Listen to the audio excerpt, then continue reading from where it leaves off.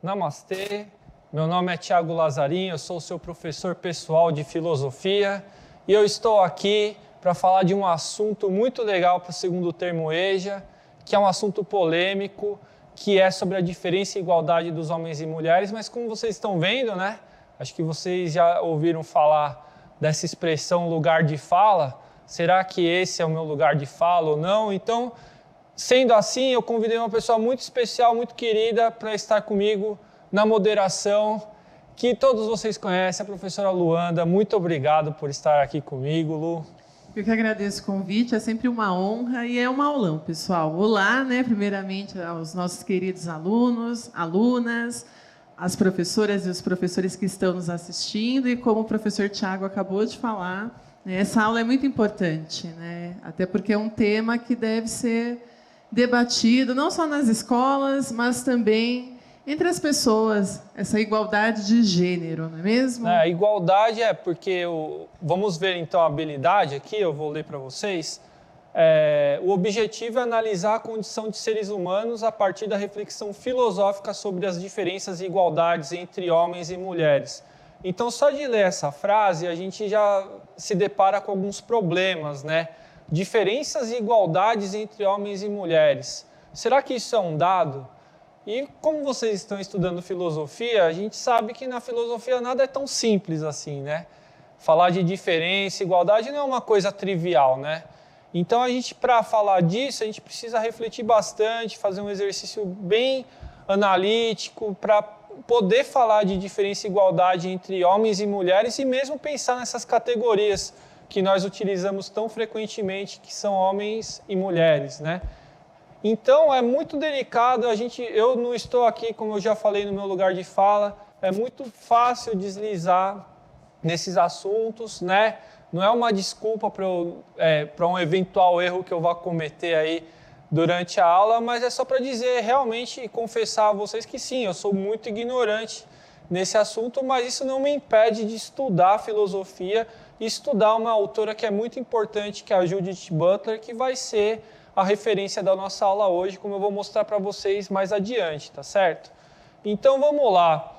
Lu, você daria o grande prazer de ler esse slide, por favor, daí a gente já conversa? Claro, família e gênero. Desde ao menos a primeira metade do século XX, a crítica de pesquisadoras feministas assinala que homem, entre aspas, e mulher, entre aspas, são categorias culturais e, portanto, não são absolutas. Ou seja, são ideias construídas e não limitadas à dimensão da natureza biológica. Observa-se o seguinte: em nossa cultura contemporânea, as mulheres são frequentemente associadas ao mundo doméstico, enquanto os homens possuem maior trânsito na esfera pública. Legal, Lu. Obrigado aí. Mas então, vamos pensar um pouquinho, né? Na sua experiência, né? Da forma como você se identifica, você observa, por exemplo, que existe essa diferença, essa igualdade entre homens e mulheres? Conta um pouco para a gente. Então, você colocou aqui mundo doméstico, né? Normalmente as tarefas domésticas ficam para as mulheres, para as meninas, né? Então isso é estimulado desde cedo, desde a infância. Então, chega final de semana, o menino, o garoto, ele pode sair para jogar futebol com o pai ou com os colegas, e a menina fica ajudando a mãe a organizar a casa, a lavar a louça. E a gente pode pensar no mundo corporativo, né? Ainda quem ocupa cargos de poder, de chefia, na maioria são os homens. Na ciência, né, quando a gente olha para o mundo acadêmico, para o mundo científico, ainda o destaque são os homens, né? E a gente pode pensar até na política. A mulher ainda é minoria, então é um espaço que está sendo conquistado ainda. Você falou muitas coisas importantes para a aula, vou começar pelo final, você falou de política. A questão política ela é muito importante nesse debate de gênero, né? Então, eu não vou, enfim, polemizar, né, sobre isso a aula, mas é só para indicar que existe uma crítica filosófica à política da representação. O que é essa política da representação que a gente vai ver ao longo dessa aula, né? A política da representação é o meio a partir do qual a gente pensa a si próprio. Então, por exemplo, nessa educação que a Lu se referiu, né? Então as mulheres, muitas são educadas desde a infância a brincar com bonecas e etc. Isso tem a ver com uma certa política, com uma certa relação de poder. Então, isso é uma coisa importante para a aula. Outra coisa importante para a aula é pensar no papel da linguagem, né? Então, como a filosofia ela lida muito com a linguagem, que é o instrumento a partir do qual e por meio do qual nós pensamos a nossa realidade, a nossa vida, a gente tem que então pensar, criticar, analisar essas referências, né? Como se pensa a mulher, como se pensa o homem, o que significa a palavra mulher, o que significa a palavra homem. Todos esses significados, esses sentidos, eles se dão a partir, né, de uma rede de relações que estão na linguagem. Então, eu vou falar disso mais tarde para vocês, mas só para a gente ver então que nada é tão simples quanto parece, né? Então, e pensar a questão do gênero de uma forma simplista não parece ser uma forma democrática e cidadã de pensar e estar no mundo, tá certo?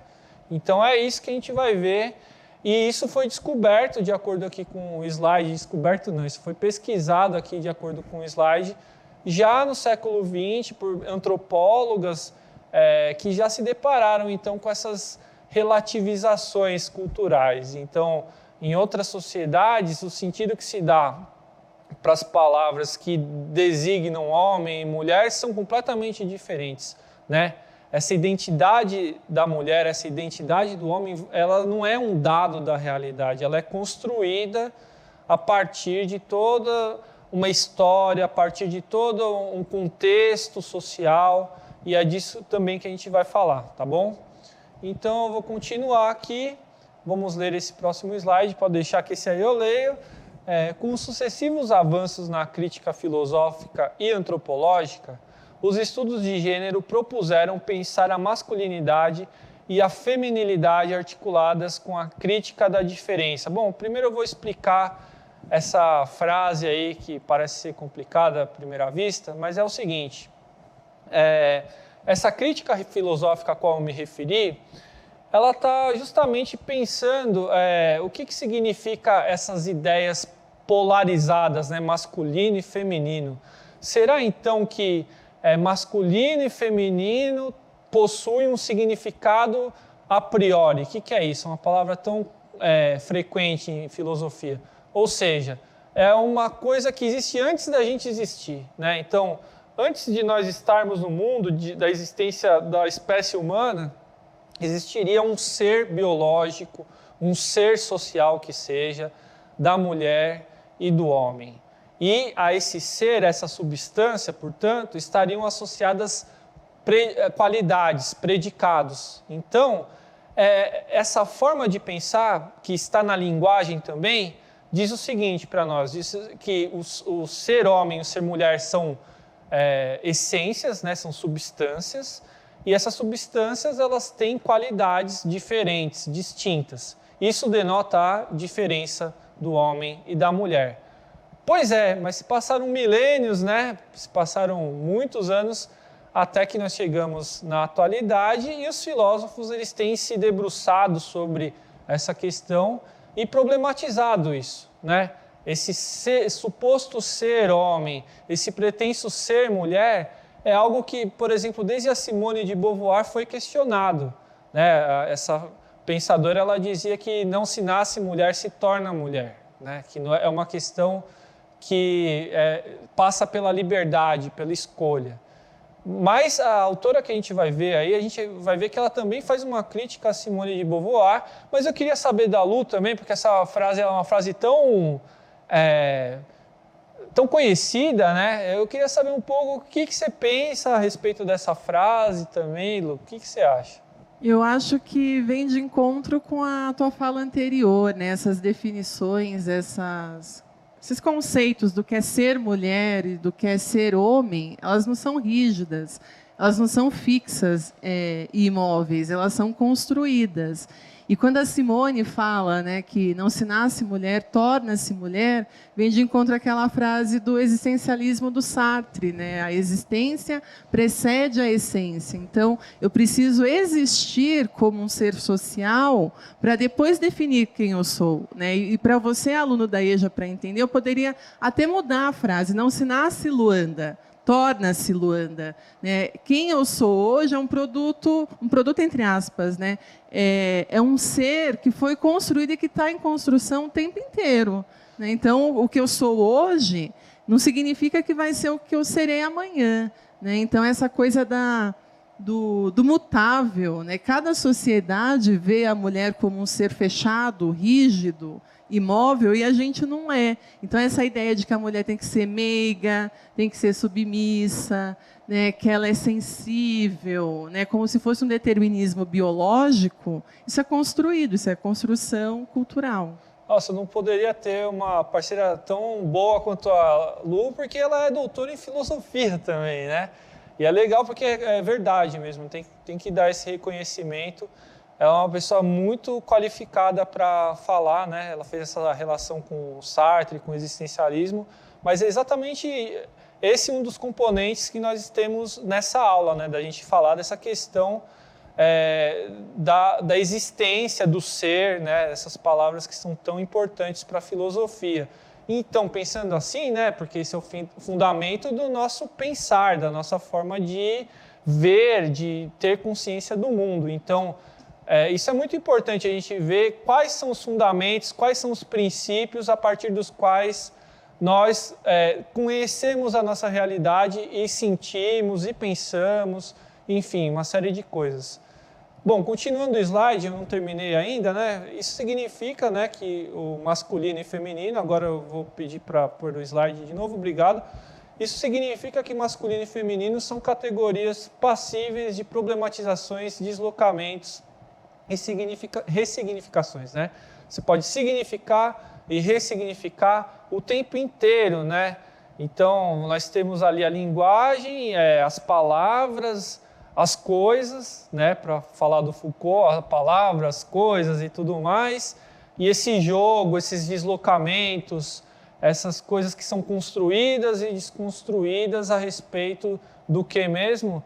Da nossa forma de pensar a si próprio. E o gênero tem sido, historicamente, uma forma muito importante de pensar as relações que nós estabelecemos na sociedade e a nós mesmos, né? Muitas pessoas se identificam como uma das primeiras coisas, né? Elas dizem assim, eu sou homem, eu sou mulher, né?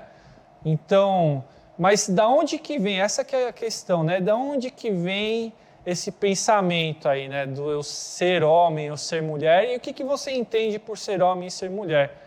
Vamos continuar então aqui, ó, lendo, tá? Então, segundo Nicola Banhano, baseado em Aristóteles, duas coisas são distintas entre si quanto ao gênero, se elas possuem a mesma matéria e mesmo assim não se transformam uma na outra. Olha só, eu estou pegando então uma definição de um dicionário filosófico que justamente está ali no cerne, né? Então a gente não está falando desse gênero, não significa gênero masculino e feminino.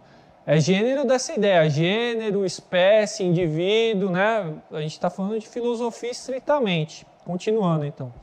A diferença na espécie, ó, então, falando de gênero e espécie. Gênero humano, né? Gênero, aliás, gênero seria algo muito maior, né? Seria os animais, né? A espécie humana, enfim. Nós somos uma espécie dentro desse gênero. Agora, continuando. A diferença na espécie ocorre quando duas coisas distintas de mesmo gênero possuem qualidades constitutivas que lhes são próprias, como é o caso da racionalidade na espécie humana. Então, pensando nessa ideia de sujeito e predicado, que eu havia dito antes, né? Do ser humano e as suas qualidades. Olha só um exemplo disso, né? Qual seria uma característica inerente, própria da espécie humana? A razão. Isso para muitos filósofos. E por quê? Porque o ser humano é o ser que pensa, né? Daí haveria ainda outros filósofos que atribuiriam outras qualidades. O ser humano, a espécie humana trabalha. O ser humano, a espécie humana joga, né? O Homo ludens, Homo laborans, Homo sapiens. Então isso tem a ver com a nossa próprio reconhecimento daquilo que nós somos como espécie biológica, por exemplo, tá? Bom, continuando aqui, eu vou ler. A igualdade, por sua vez, pode ser pensada da seguinte forma. Ao considerarmos dois termos, um pode ser substituído pelo outro. Ou seja, em uma relação, a diferença denota qualidade, já a igualdade é concebida, né, como equivalência e denota a quantidade. Bom, pessoal, agora eu vou tentar amarrar tudo que foi dito aqui, tá certo? Primeira coisa nós temos quase como um dado, né, da nossa existência, isso na nossa sociedade atual, que ser humano significa possuir determinadas qualidades, como eu havia dito antes. Sendo humano, seria possível ser homem e mulher. Se é homem e se é mulher, então as características, as qualidades, os predicados seriam completamente distintos entre si. Cada um teria a sua diferença. Então a palavra aí, diferença, que é o tema da aula de hoje. Mas, ao mesmo tempo, nós temos um dado, que é, inclusive, relacionado com esse dado biológico da natureza, se você preferir, que é a espécie humana, que tem razão, que tem consciência, etc., ela construiu a linguagem e, portanto, ela construiu a cultura. Sendo assim, o ser humano é tanto um ser animal como um ser cultural. E estaria associada a igualdade, estaria associada justamente a essa ideia culturalmente construída pelos humanos de que homens e mulheres, isso é mais recente, obviamente, eles possuem os mesmos direitos civis, direitos políticos, direitos sociais e uma porção de outras coisas, né? Então, nós também poderíamos pensar de outras formas, né? Então, ser homem, ser mulher são iguais porque ambos são humanos e não podem ser discriminados, né? Então, existem muitas semelhanças, mas também existem muitas diferenças entre ser homem e ser mulher. Mas será que é bem assim mesmo? Será que essas qualidades que se atribuem aos homens e essas qualidades que se atribuem às mulheres, elas são tão objetivas mesmo? Será que isso não tem ali uma carga de um interesse por trás? Quem que dá o nome dessas qualidades para as mulheres? Quem que dá o nome dessas qualidades para os homens? Isso é feito de uma forma igual entre ambos ou não? Ou existe uma prevalência do ser homem em relação ao ser mulher para dar o significado do que é igualdade, mesmo do que é igualdade, e também da diferença? É sobre isso que a gente vai falar então no próximo slide, né? Diferença e igualdade. Até a atualidade, a pretensa diferença daquilo que se convencionou denominar como gênero masculino e feminino é pensada de uma tal forma que o resultado prático é a desigualdade social, política e econômica entre homens e mulheres. Tá aí, né? Então, tem todas essas elucubrações, essas conjecturas filosóficas que eu fiz, mas o resultado é esse que a Lu explanou logo no começo, né? A partir da experiência dela, né? Com essa identidade, né? Mulher, tal, estando mulher, sendo mulher, num país como o nosso, no mundo como o nosso atual. Ela relatou aqui para nós a sua experiência de que sim, ela sofreu discriminações, ela sofreu essas injustiças, né? E poderia se até dizer, pô, mas a Lu, ela não é uma doutora em filosofia? Sim, mas será que existem oportunidades iguais para uma pessoa ser doutora em filosofia, doutor em filosofia? Existe diferença, Lu? Eu queria até que você falasse um pouquinho. Em relação a gênero? Sim. Tem diferença porque a gente vive numa sociedade machista, né? E a gente busca essa igualdade na lei, que é essa igualdade formal, mas é importante a gente lutar, e a gente ainda luta, né, nós mulheres, por uma igualdade material, né? Que é de fato a igualdade real. Enquanto você estava falando aí, eu me lembrei aqui que durante muito tempo a mulher não podia votar, né, que durante muito tempo na nossa sociedade foi normal, né, normal entre muitas aspas, a ideia de que a mulher pertencia ou ao pai e depois ao marido, né, essa questão de que tem até, vou até aproveitar que você falou da linguagem, né, tem um ditado popular, tem um senso comum que fala o seguinte, que a gente repete o tempo inteiro. Atrás de um grande homem há uma grande mulher, né? E esse é um ditado popular machista, porque atrás não é legal, né? O correto seria ao lado de um grande homem há uma grande mulher. Sim. E a gente repete sem perceber, como se fosse atrás. Mas a gente não tem que ficar atrás, a gente quer justamente estar ao lado. Isso é o reconhecimento. Então, isso é buscar uma igualdade material concreta. Sim, né? então Não o só na exemplo que lei. você deu trouxe total para o concreto mesmo essa questão da linguagem de que nós havíamos falado antes, né? Que é justamente essas palavras, elas são impregnadas de um certo sentido. Então, quando a gente pensa que a mulher ela deve ter determinadas características para ser considerada como mulher, isso, por trás disso existe todo um discurso, né, produzido, construído historicamente, que faz perpetuar essas desigualdades, né? Então, sim, existe uma diferença, pode ser que sim, pode ser que não, entre homens e mulheres, assim como existe igualdade, mas existe uma desigualdade que é produzida também a partir desse discurso da diferença. E essa é uma questão importante para a gente trazer e debater.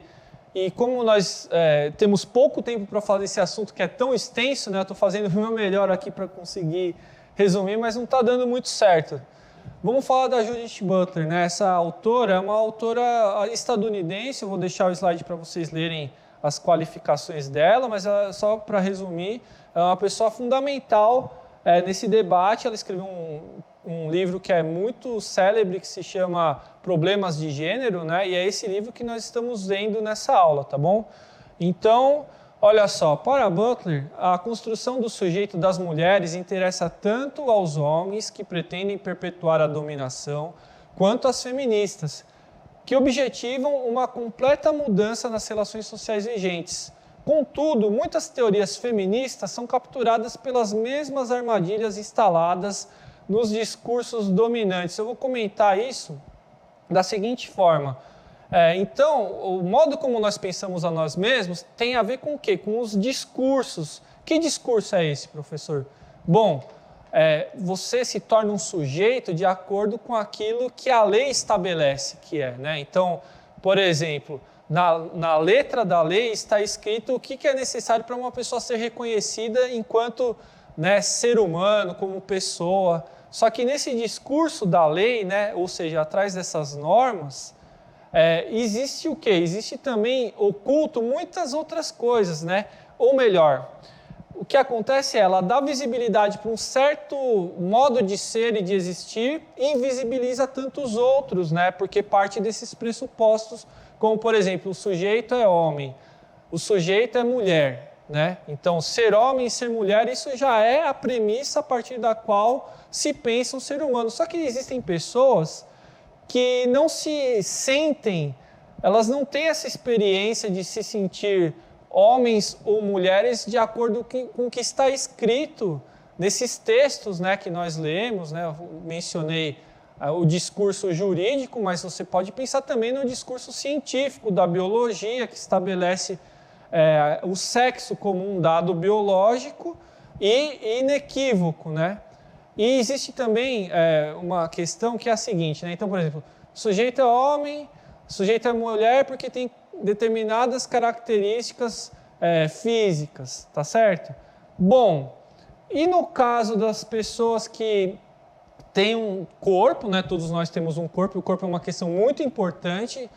Nas leis, esse corpo ele é abstraído, isso é uma outra coisa que a Judith Butler ela tem tematizado bastante, né? Esse corpo abstrato, né? Esse corpo igual, né? Por exemplo, homens e mulheres são iguais, então não leva em conta essas próprias características físicas das pessoas. Mas o que eu quero dizer é simplesmente o seguinte, nesse corpo que é colocado para debaixo do tapete, por assim dizer, existem pensamentos, sensações, afetos. enfim, uma sensibilidade que pode não corresponder, né, a esse corpo tal como ele é colocado pela ciência, pelas normas jurídicas, tá certo? Então, como nós temos pouquíssimo tempo, temos 1 minuto para encerrar a aula, eu só quero terminar dizendo o seguinte: a Judith Butler ela vai colocar em questão toda essa série de pensamentos, de premissas, de princípios que podem induzir justamente essa desigualdade social que existe de fato entre homens e mulheres e mais do que isso também, entre outras formas de ser no mundo, de performar no mundo, que tem a ver com o desejo sexual, tá certo? Então, eu não consegui chegar até lá, mas eu espero que, pelo menos até o presente momento, vocês tenham elementos para pensar em desigualdade, aliás, a diferença e a igualdade entre homens e mulheres. Muito obrigado, Lu, por estar aqui comigo. Agradeço, foi um aulão. Adorei. Eu tenho certeza estar aqui com que você. os alunos gostaram bastante, aprenderam muito, e fica a sugestão de ter a parte 2 desse tema. Isso seria ótimo, né? Vamos fazer isso sim. Até mais.